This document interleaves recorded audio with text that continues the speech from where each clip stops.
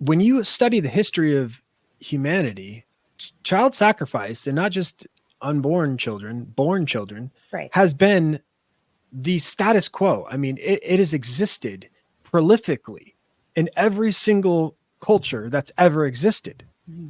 I mean, it's, if you don't believe me on this, I mean, just read The Third Time Around by George Grant. But from the Canaanites to the Egyptians to the Persians to like every single from antiquity and prior. I mean, we have examples of child sacrifice going back tens of thousands of years, and that was not a problem, by anybody. And so, at a certain foundation, it becomes an ideological issue of a philosophical one. Like, is it okay to kill human beings?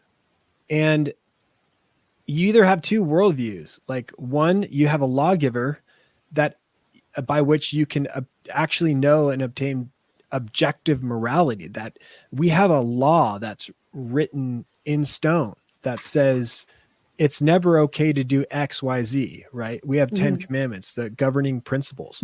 Or there is no guiding ethos. There's no guiding principle. And all we have is, like, think about the atheistic presupposition, right? We came from matter,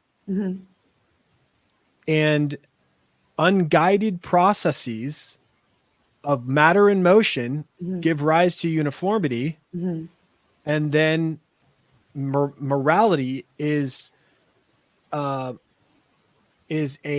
combination of groups of people deciding on a code.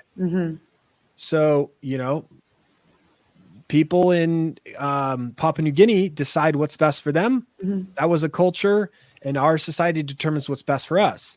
But if there is no guiding principle above society, then society is the guiding principle. And Right. so it's just simple as that. And so that's why I say, if you have enough people in a culture that think child killing is okay, Right. well, then who's to tell them wrong if you don't have an objective lawgiver that comes from outside of society? I've never heard an answer around that.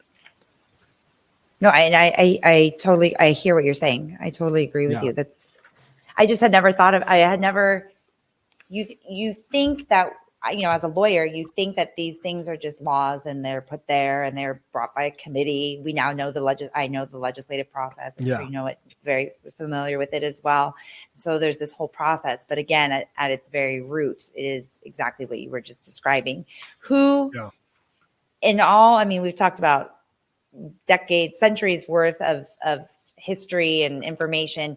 Who is your hero?